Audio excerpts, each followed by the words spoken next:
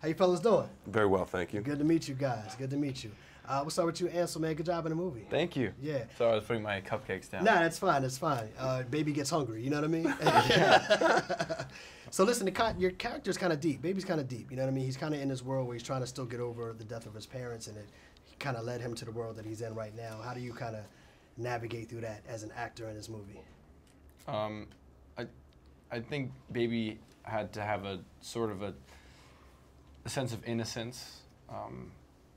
Sometimes you hear about people having big accidents and it sort of resets their clock. Yeah. And I know that like Edgar and I wanted to approach this character. I say Edgar and I, the director, because right. he was, you know, this is his vision. And the idea is that when Baby was 7, he was in a car accident. He lost both his parents. And while he might be 25 in the movie or 23, right. I think he has more of like the energy of a younger guy. Yeah. That he grew up with a deaf foster dad and is a little bit quiet, doesn't talk too much. Right. So we wanted to build that persona, but then at the same time he's playful and he likes to drive and yeah. and he is a sweet guy. Yeah. So balancing those vibes, and he's loyal. He's right. super loyal. And to a certain extent, it feels like the other characters in the movie are loyal to him.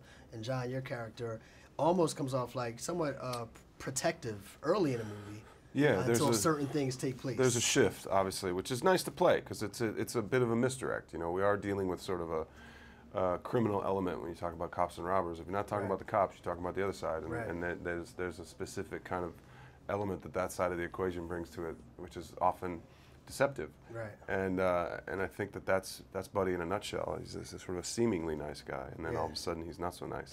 Right. And that's that's fun to play. Yeah, absolutely. Ansel, you know, the music career is starting to pop off for you as well, man. How much is that playing to you accepting this role? Well, accepting. I mean, I begged for this role, okay. you know. Okay. But I think the fact that I did music really helped Edgar be interested in casting me for it. Right. Because this movie is all about the music. Right. This movie is driven by music. It's a car movie driven by music. And if it wasn't for that, I think Edgar and I probably wouldn't have hit it off so well in the beginning. It's huge. I mean, it's huge. But Ansel brings, you know, he spends the majority of the movie behind sunglasses with earbuds in. Right. You know, so it takes a lot of other things to kind of be captivating while you're under that, and he pulls it off with aplomb. I think part of that is just his deep affinity and understanding and appreciation for music. It really comes through. Last thing for the people watching this in Chicago, man, what would you guys like to say about Baby Driver coming out June 28th? Chi-Town, you better show up to the theater because I'm serious. This is really good. I know it's not a superhero movie or anything like that, but it is the dopest movie you will see all year, I promise. There it is. Ansel Elgort Jon Hamm. It's a pleasure to meet you both. Thank you. Thank you very much. Thanks, bud.